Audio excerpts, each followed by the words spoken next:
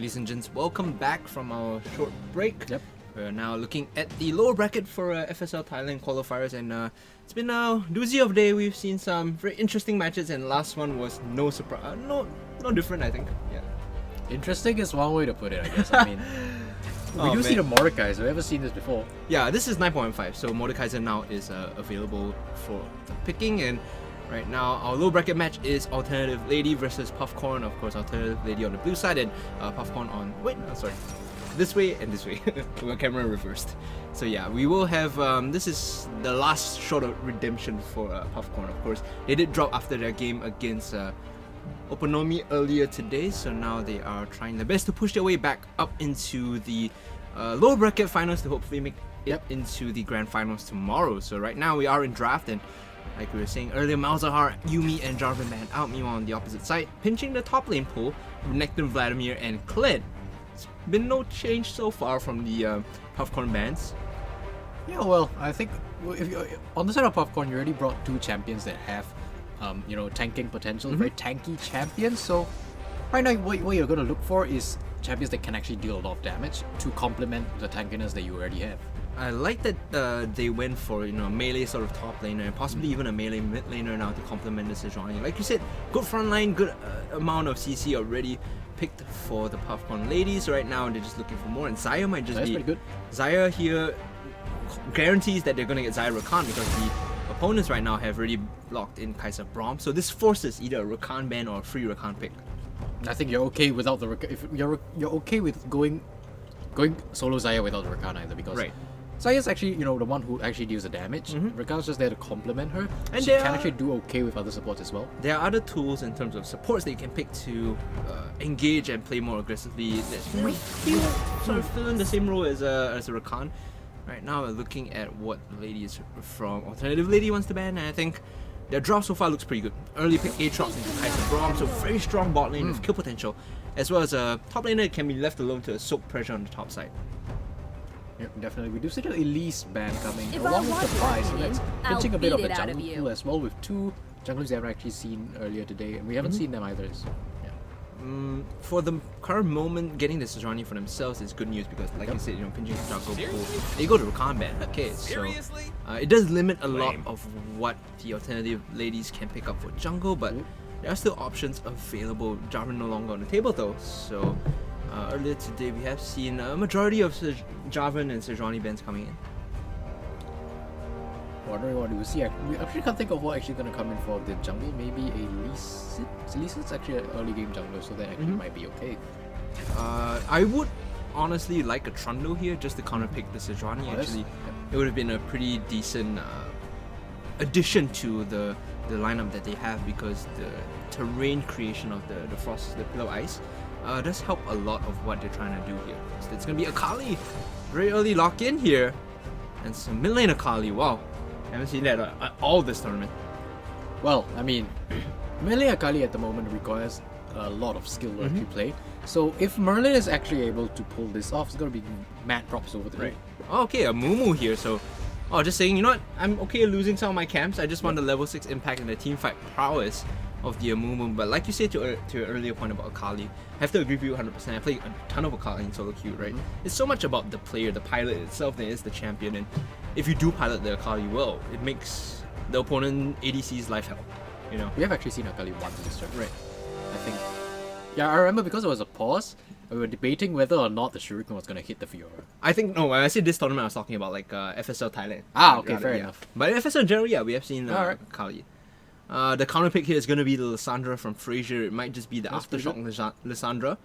Overall, even if you don't do Aftershock, it's a decent reply to the Akali because of the Frozen Tomb buying you some space and good CC coming through from the Ring of Frost.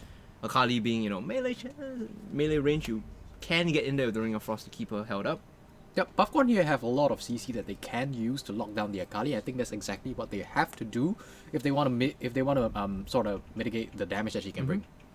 I would, if I was a betting man, I would place a lot of the onus on this game for Puffcorn to be on the top side actually, on the Mordekaiser. Getting him a hit would be very key, or getting her a hit would be very key for this composition, because sure Xayah Kara does well in the bot lane, and Xayah skills generally pretty well.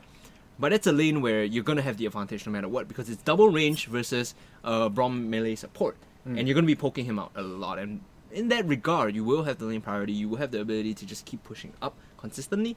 Then it's up to Sejuani, I guess, to focus more on the top side, get Mordekaiser hit, or cover the bot lane. You won't gank the bot lane. You'll be counter ganking bot lane, but ideally gank for the Mordekaiser.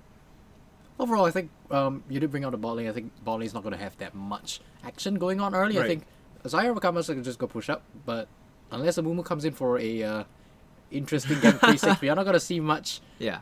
in that lane, really. So If you think about how last game went, for like the first 7 or 8 minutes, I think we didn't even look at bot lane a single We time, didn't, right? We just yep. like zoomed over, oh, but they're farming and pushing. Let's go back to mid and top, right? You know, and I think this is pretty much how it's gonna be as well, Yep. unless we see a focus from the Amumu coming down, like you mentioned, you know, a unique pathing. Otherwise, it does favor the composition of alternative ladies to focus mid lane a bit more if you are the Amumu Akali, because I think getting Akali going is going to be the Yep, catalyst for their definitely. victory, right? If you can get Akali going, suddenly the Mordekaiser, the Xayah all become threatened by the kill potential of the Akali. absolutely very crucial. We are going to have to see how Lissandra decides to use her Frozen Tombs, though. I don't think she's sure to use it too defensively. Probably worst case scenario, but if Akali decides to go on, you Right. want to lock her down, you want to call your jungler over, and you want to burst her down as soon as possible. I am once again disappointed by a lack of cleanse coming in from the mid laner of Alternative.Lady. Mm-hmm. Generally, when you're going up against Lissandra, you do want that cleanse coming in to negate the lockdown from the Frozen Tomb as well as the Ring of Frost. This case going for the Ignite. It's a bit greedy. It's a bit overconfident, I think. Yeah.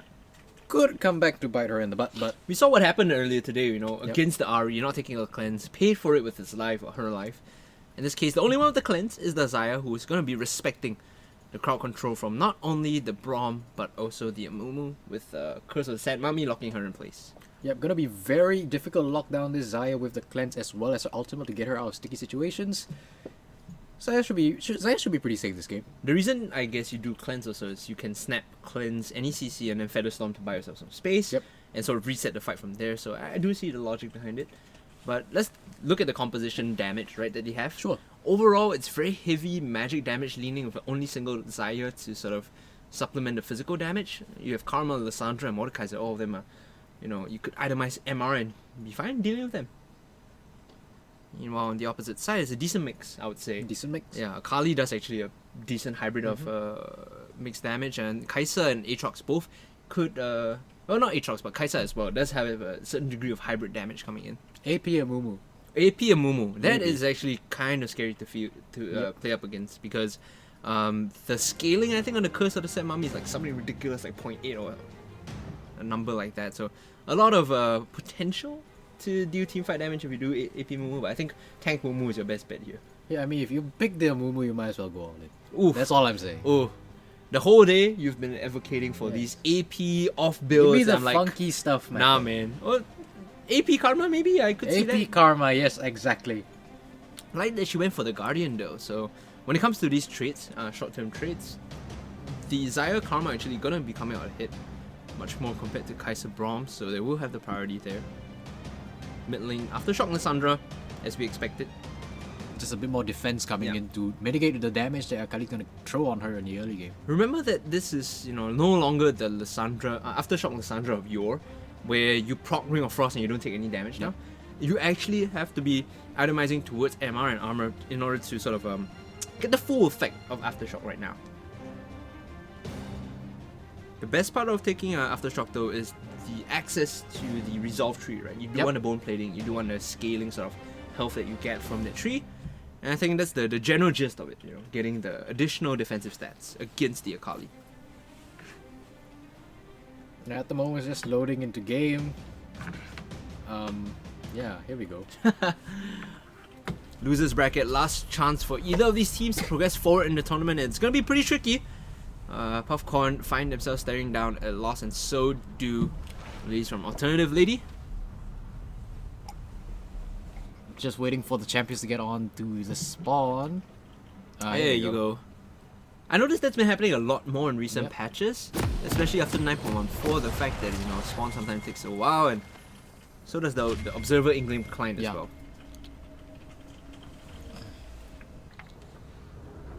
Alright, Curious if level 1 cheese is going to be here because when you have Braum, level 1 is always a good option for you to play aggressively. Yep, we do see a 4-man stack going to the bot side, so... well, 5-man stack. Pings coming through. This could be some premium aged Gouda coming in. Gouda. Alright. Does look like they're gonna try something. Oh! Kaisa gets spotted out by Sandra though. She gets spotted out, and this should indicate that something tricky is going down. Turning the corner, they will see no one as the Braum sneaks in and is going to be pinged out. Immediate information of this invade has been given over to Puffcorn. Right now they have to back off. They take a good deal of damage from the Karma, but overall, I think all too dangerous as a ward will be dropped in reverse on the blue buff here. Yeah, shouldn't see much action coming from here. Everyone just going back to their lane. Looks like Amumu is gonna start at the red buff though. There's an exact mirror of information gained from both sides. So with the early invade, they ward the blue buff, but so does the Mordekaiser. The Mordekaiser does the same as well on the opposite side. So right now, it's pretty much an equal mirror state for both these teams, as the junglers will start on the mirror sides as well on their own red buffs, with no information given over whatsoever. Oh, pause. Alright, okay. Shouldn't be... 3 times in a row. Yeah, shouldn't be anything too bad, I think, coming in. But I just want to highlight the fact that the junglers are starting on their own red buffs. Opens up the avenue for vertical jungling across. Okay. And what happens then is that you will see Amumu playing towards the bot side a bit more, and the Sejuani playing towards top a bit more. So effectively, you do have sort of a split map. And I think the Sejuani Mordekaiser is where you want to focus. The Amumu bot lane, not too much. Interesting though. If you're the Amumu, you don't really want to go into the enemy jungle if you don't have the information that the Sejuani isn't there. Right. Obviously, because Amumu is like so weak in the early game, you really don't want to look for any fights. It's gonna clear the Raptors away, and there you go, the ping's okay, down already, then. so he's gonna be walking in, guys. But remember, we were talking about Xayah as Xayah Karma having the lane priority in the bot lane. Right now, they're already shoving up. There's 2 caster minions in favor of them pushing forward. So if they do get the prio, they can actually walk over with this ward that will spot Amumu out. At the moment, real question is whether or not Sejuani is going to go into the Amumu's jungle after taking these Raptors. I think that's the best call here. You transition over, take his blue buff as well. It's good that the Amumu is taking away the Gromp. Some might say it's greedy, but because you have established that you're vertical jungling, you need to take as much as possible from your opponent's side of the map before you walk out. Johnny's actually going to get spotted out here as well, so like you said, we are actually just going to go for a bit of vertical jungling at the moment. Now the question is whether he moves over to the Wolves or if he looks to gank bot lane. If you do Wolves, you actually come out ahead in terms of value, but not going to be the case. Amumu walking over to the mid lane. Meanwhile, Sejuani is now taking the opponent's blue buff. He's going to do the same thing, take Amumu's Gromp away, and right now they've more or less just traded camps, right? They have done the same clear, just on opposite sides of the map. Yeah, right now he's going to take his own procs. Doesn't really have a top side jungle to go to right now, so most likely his course of action is just going to take the Rift Scuttle and maybe look for a gank, but that's a bit unlikely. Yeah, say Rift Scuttle right now, completely mirror on the other side is the Sejuani who focuses and prioritizes the Rift Scuttle over the Crux right now. Amumu now looking for a gank Lane in gank. the bot lane. Like I mentioned, lane There's gank. a ward there though. Creeping in is gonna get spotted out. A good deal of damage down onto the Braum. Meanwhile, they jump forward. The stand behind me used to advance, and the concussive blows is gonna start up the Xayah, who will have to flash away before the CC comes in. So they burn a summoner spell for a summoner spell, but in fact it was 2 summoner spells rather being used by Braum to try and force that gank. And when it's a crucial escape summoner spell, burn from the side of Princess Riri, so Mumu, like we did say, the bot lane for Puffcorn here do have priority. Right. So if they do manage to push up too far once again, Mumu can come in for that repeat gank. But it was expected for the Mumu to be in the bottom half because of the vertical jungling, so at least they did read that somewhat right and didn't have to, all in the Braum who was low. They only burned 1 summoner spell for 2. All in all, a pretty valuable trade across. Meanwhile, the Akali is gonna journey into the jungle to get some vision down. Oh, a lot of damage onto the Mordekaiser, who's level 5. His passive is up. A good amount of shooting down. He procced it to get his health back. But meanwhile, it's the EXP lead that's the story here, because he's doing a good deal of damage with his Q coming through. Yeah, at this moment it just feels bad for the Aatrox. It's very low right now, having to back with his minions pushed under his tower. Like we said, Amumu's actually coming back for that counter gank. Right, return gank. Never mind, he's actually back off. Alright, debated in the bot lane. Although I do see the idea of that, because you burn the flash on the Zaya, you should be looking to re-gank there, but instead looks to just be there for the counter gank and back off. Meanwhile, Aatrox in the top side forced to use teleport to come back into lane. Whereas Mordekaiser cheats out a recall here. This is the timing window where you don't have to teleport, you just walk back into lane and the minions will reset back to you. Yep, so Johnny was spotted out on that bottom side ward, so they do know that she's in the bottom side jungle. One thing that they can do here though is look for that vision control over the dragon, because like I see he's an Infernal Drake, so both teams should be prioritizing that very highly. Yeah, of course, the stats from the Infernal Drake super beneficial to whoever picks it up. Extra AD, extra AP, just to refresh your memory. And right now this ward is going to spot out Sejuani. Oh, it timed out just in time, so now she knows that she's been spotted out and he doesn't waste any more time in the bottom half, not committing to even forcing that gank. Meanwhile, Mumu is going to get spotted, or rather, excuse me, not get spotted, but rather his own ward will time out as he moves over to the Raptor camp. Sejuani's going to be just a little too late to see him take it away. Walking away, and now with the leveled lead is the Mumu in the jungle. Don't think they want to fight this because Kali has the lane priority in the mid lane. And very low on mana is the Lissandra as well. Meanwhile, big wave being shoved in. Oh, Infernal Chain's gonna pull him back. Good deal of damage down to the Mordekaiser, but level 6 hit already. The passive is so good at amplifying damage as long as you are in combat. Yeah, we keep seeing these two top laners go at it in these sorts of skirmishes, but neither of them really coming out on top at the moment. It looks like the Mordekaiser is looking to move into a Haunting Guise build, which makes sense of course because it amplifies your damage every time you are in combat. Meanwhile, the Aatrox just content trading and pushing up, holding a small CS lead. For now, the Sejuani hasn't really made her impact felt either, so overall, misfiring on multiple cylinders I think are the leads from Puffcorn. Should be doing a lot more and playing a lot more aggressively, but instead failing to do so. Yep, just a bit of a perhaps nerves. You don't really have another chance to get back into this tournament if you drop here. So both teams are actually just gonna play a bit safer, and hopefully the other team slips up first. Hoping to capitalize on the opponent's mistakes right now. Top Scuttle Crab is gonna go the way of the Amumu and should be hitting level 6 after this camp that she will take. The red buff rather, she should hit level 6. Meanwhile, level 7 hit on the Aatrox already. So this EXP lead now swinging back and forth. Favor of Aatrox for now. They're looking to make something happen in mid lane. Remember, no ultimate just yet for the Amumu. Has to clear one more camp. Wave is jumping for Lissandra though here. And we see her use that priority to start moving towards that dragon in the lower side of the river. Placing down a control ward to make sure that Amumu doesn't try to go for an engage. More damage on top, pulls him back in. Here comes the Mumu for the gank though, using the Shadow Realm out. It's 1v1 me bro under the turret, but running away and looking to disengage instead. A good use of the ultimate to at least force the Amumu's gank to be nullified. Meanwhile, they find the Braum here on the bottom half. Ducking into the Tri-Brush will not be spotted out, but control of the dragon does go over to Puffcorn for a bit though, as they see the Amumu on the top side. Not particularly sure what Puffcorn is doing here, teleporting back in. 1v2 might not be the best option. Pulling the Amumu under range of the turret. There's a lot of damage done onto the Aatrox, who does not have the World Ender available. Might be looking for the kill coming in as the freeze frame is down. Chilling Smite is gonna keep him slowed, but a turn of damage is too good on the Mordekaiser. And of course, the Sad Mami picks up first blood. Yeah, that was a little overzealous. Why are you jumping in for a 1v2 Mordekaiser? That's not exactly what you want to do, and now you give over. Oh, hold on, teleport in the bot lane. Lissandra coming in for the gang. She does have the Frozen Tomb straight onto the Braum. Will get the kill and will go over to the Zaya. Killer Instinct away for the shield. Pulling through the damage. They need to get one more auto attack. Not in range. But they still find a return kill on the Braum, and they're happy with that trade, I think. Yeah, there's a bit of a feels bad, man. Could have gotten the Kai'Sa if I think if Lissandra did take that what's the claw called? Slightly further, but the glacial path. Glacial path, yeah. Managed to lose out on that kill, but they do secure the. Yeah, they'll be happy with their trade because now they get bot prior, and like you mentioned, Infernal Drake goes to them as well.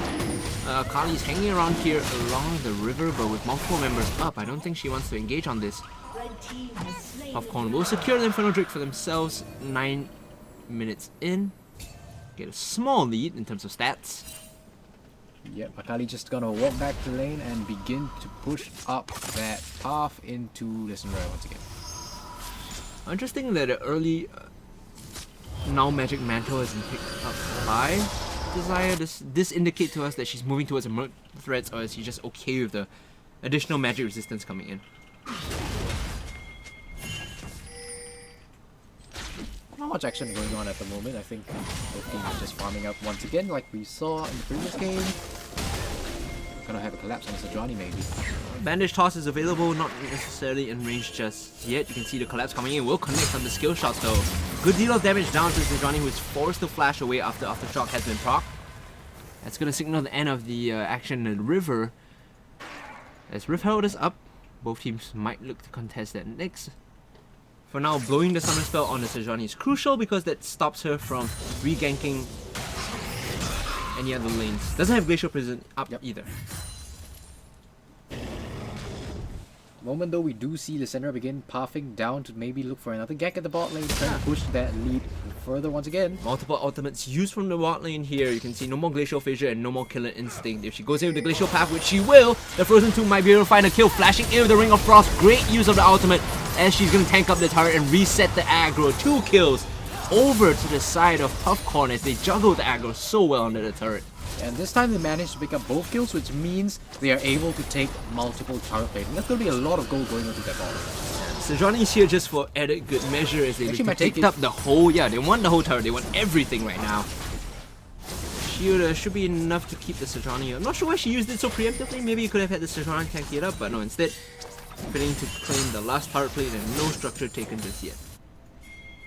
Yeah, Mumu just attempting to push up that mid lane, trying to prevent Lissandra from picking up that XP, but she's already back at lane. She'll be able to defend this turret pretty well.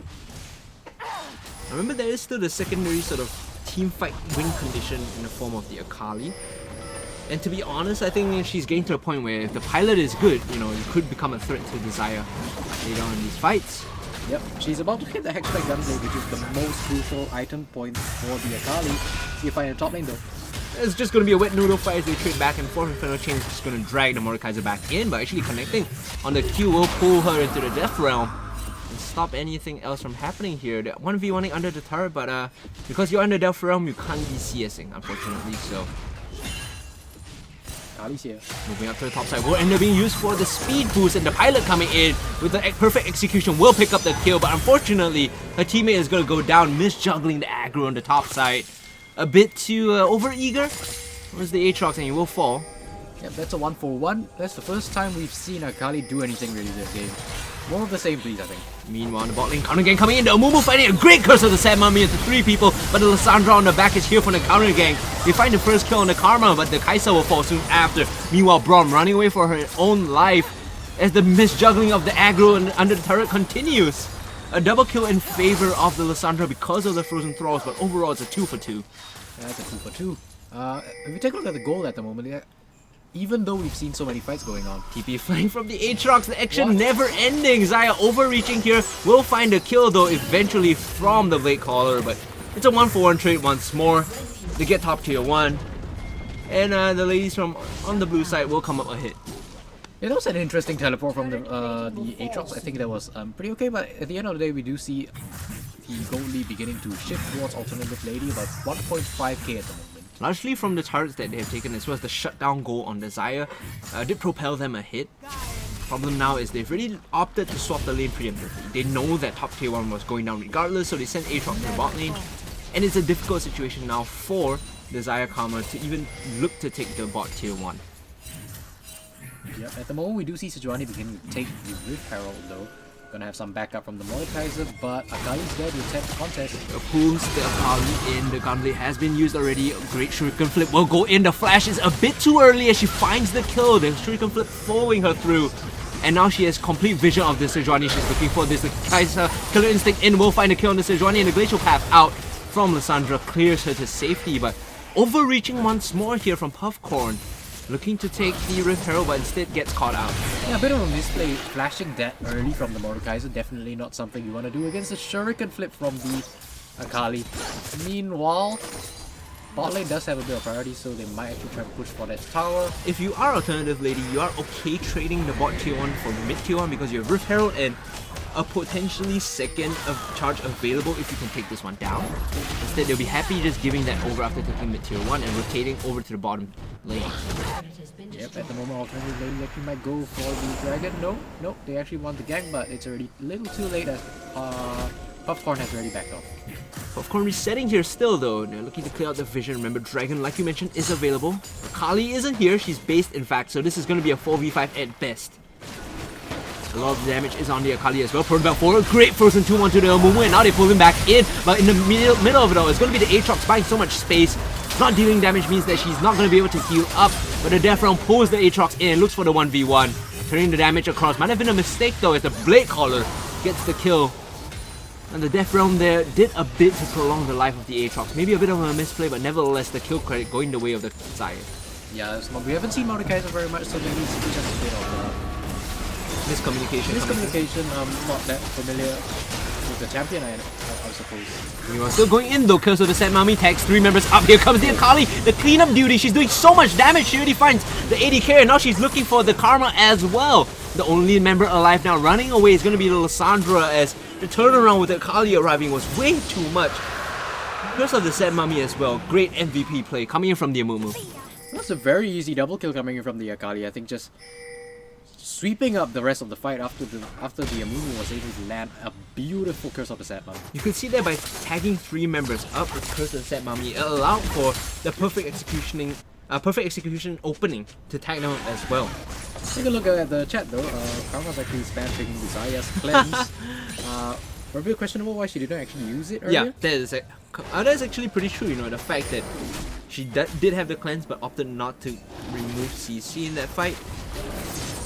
And there's a lot of people don't know this, but the second part of cleanse actually makes your sort of gives you a tenacity against CC, right? So removing Curse of the Set Mummy would have made it such that she would be more durable against further CC and maybe allowed her to live for a second longer. As it stands though, the gold lead has ballooned to about 5k in favor of Alternative.Lady at the moment. 11 kills to 8. Not much else to talk about on board. 4-0-2 Akali is the big story to me because now she's hit that power point. Now she's 2.2k ahead compared to her opponent and is ready and waiting to pounce on the Xayah any chance she has. Remember that Featherstorm is only like a second and a half of immunity coming in. Immunity where you can't actually do much damage to yourself. Yeah. The ideal situation is maybe you land Blade Caller on the Akali and you root her in place, buy yourself some space. But with the amount of mobility from the mid laner here, it's going to be so difficult for you to even land a reliable Blade Caller and root the Akali in. Right. Coming in for the damage and on finding a lot of burst damage onto the Karma. Was completely caught off guard. A single 5-point strike brings her down to 3/4 of health. Yeah, Merlin at this point, you don't want to tussle with him at all. And Merlin is just leading in charge for her team, and we'll find this control ward here. We can flip away. Even the Sejuani would be hard pressed to take this fight in the jungle. Meanwhile, Rom throwing a ward down into that Pixel Brush. This is a very bad part of the jungle to fight in if you are Puffcorn, because in these chokes, Curse of the Set Mummy is so dangerous. Alright, we see a siege coming in from the top side, as Alternative.Lady are actually just pushed away by Puffcorn.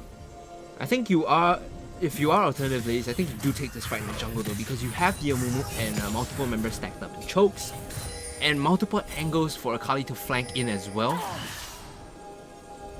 Right now, you should be looking to gain control of this jungle and just taking the fights as they come to you.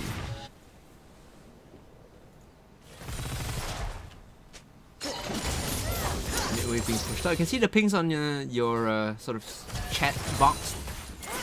Aatrox teleport gonna be up in 20 seconds.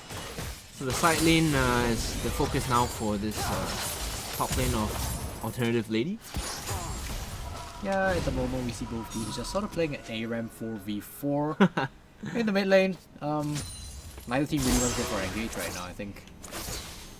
If you're Puffcorn, you don't want to go in when you see Akali nearby because you're really just going to get popped. Yeah.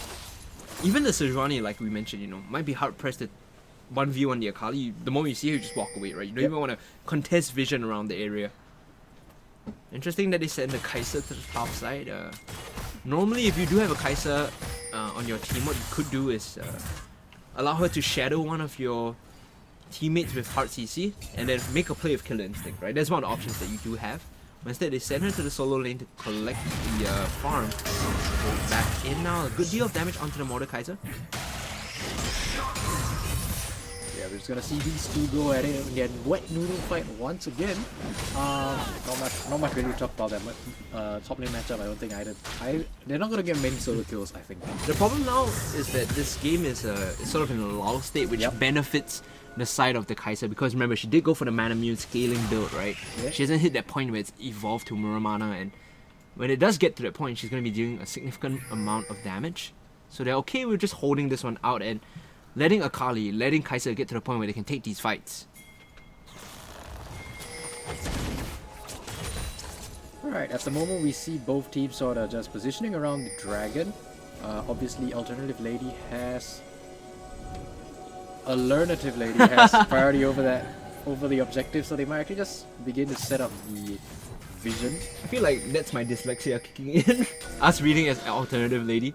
Actually, Alternative.Lady. Alternative. Yeah. So just remove the T, I guess. Alright, interesting. Big choke here. Don't think that Puffcorn wants to funnel through this. In fact, they should just be content giving the dragon up. Shuriken Flip is gonna find the Lissandra there. Dragon's gone. Yep, Dragon is gone, and now you shouldn't be sitting around this area. This choke is so dangerous if you are Puffcorn. Meanwhile, Pink's on the bottom side. You can see the Aatrox is just shoving in. Next item on the menu, I think, is the Death's Dance, whereas Mordekaiser doing her best hold on bandage toss in, finding the jungler on the other side.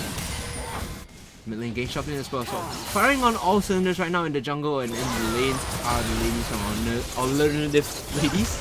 Yeah, that's gonna hurt, man. But that name, jeez.